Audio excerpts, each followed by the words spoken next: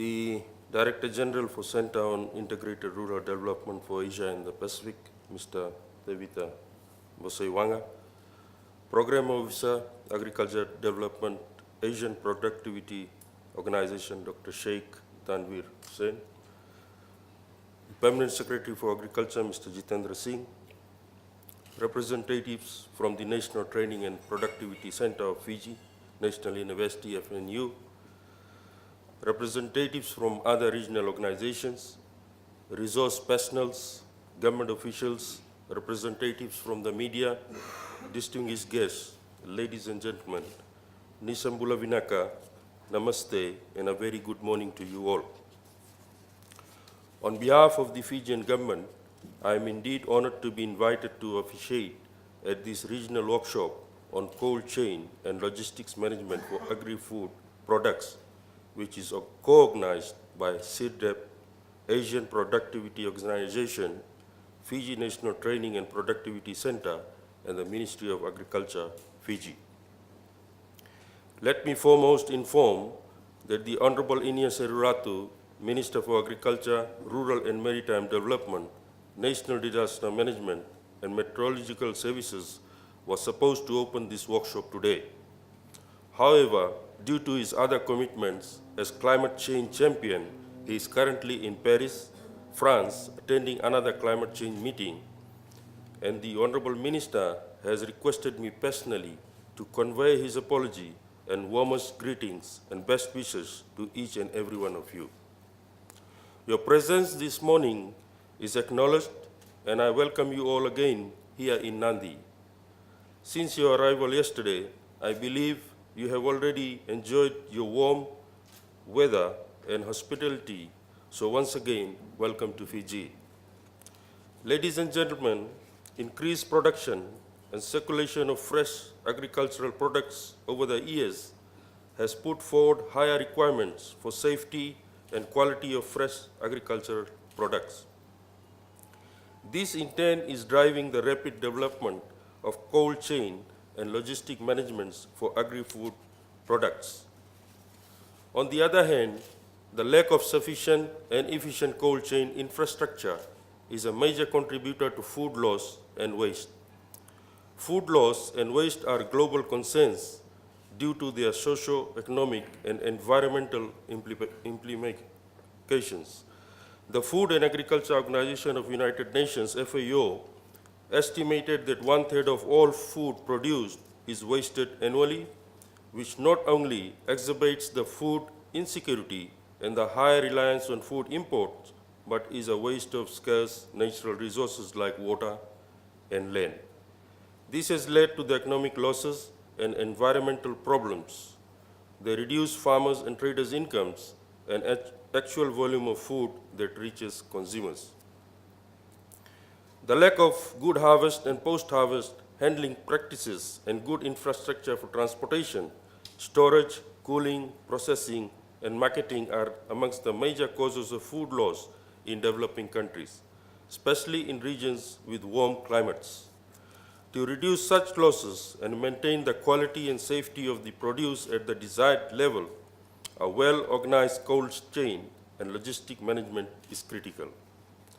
Ladies and gentlemen, as we gather here this week for this workshop, most of us would acknowledge that the development and our management of cold chain logistics of agricultural products is still in its early stage, and the systematic cold chain logistics management system in most member countries is yet to be formed.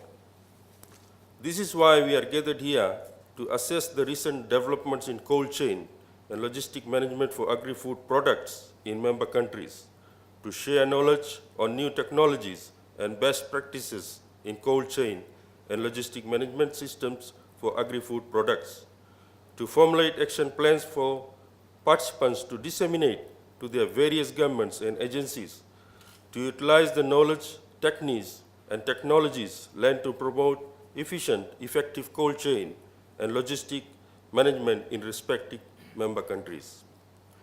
Ladies and gentlemen, a reliable and efficient cold chain can not only contribute to reducing losses and waste in the quantity and quality of food, but can also improve the efficiency of food supply chains and compliance with food safety and quality standards, thus all reducing health problems and costs associated with the consumption of unsafe food.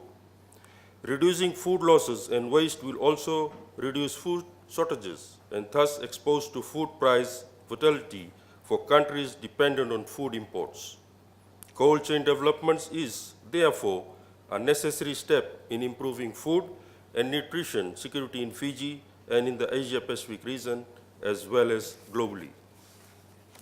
Ladies and gentlemen, the extent of cold chain capacity and utilization in the region is greater for exported food products as compared to food destined for domestic markets.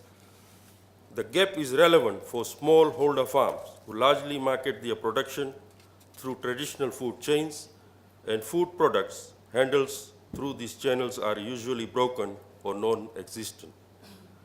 Establishing an uninterrupted series of cold storage and distribution facilities and activities, especially for perishable foods, within maintained temperature conditions not only requires the infrastructure and technology, but the coordination between multiple stakeholders, capable technical personnel, adequate information, and sound operational management. Some characteristics of our agriculture sector that has prevented this development could be the predominance of small-scale producers and traders and their limited financial means or know-how to adopt technologies. The lack of capacity in the management and maintenance of cold chain infrastructure, especially among small and medium enterprises. The lack of infrastructure and misuse of non-use of existing infrastructure. Minimal or lack of application of food quantity and safety standards and regulations, and lack of enforcement, particularly in domestic markets, and the lack of education and awareness among producers and value chain actors, especially consumers, on the adverse effects of high ambient temperature on the quality and safety of food and use of traditional techniques that often exacerbate the problem. Ladies and gentlemen, cold chains are becoming indispensable when handling perishables regardless of whether products are destined for domestic or overseas market. It can consist of a series of businesses engaged in manufacturing, transporting, storing, retailing, and serving fresh, chilled, and frozen foods. A well-designed cold chain system can increase the productivity and income of farmers, add value, and support the development of diversified food industry. It can also help stabilize the supply of perishables to meet market demand, especially during lean market seasons, and increase the volume of food supplied to consumers. It is therefore important to have effective, efficient cold chain systems in place. Over the last 2 decades, the distance that food travel from paddock to plate has increased. The average food is moved in and out of refrigeration control 14 times before consumption.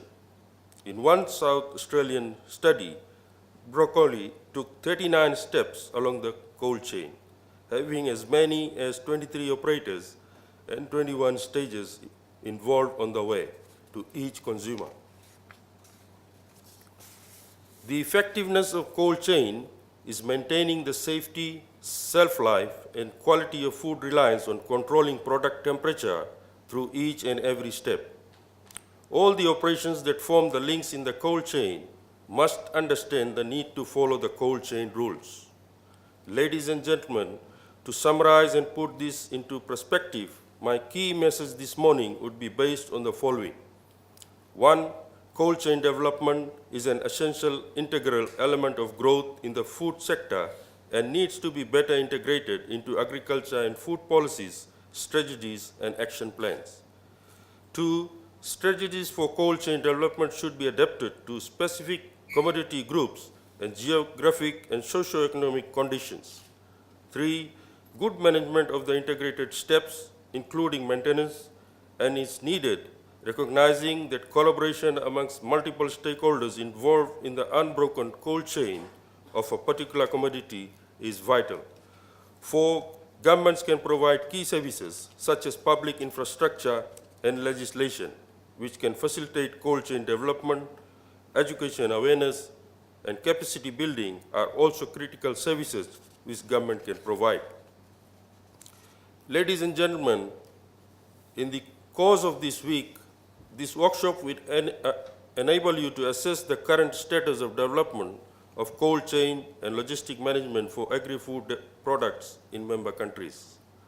You would also share knowledge on new technologies and best practices in cold chain and logistics management system for agri-food products.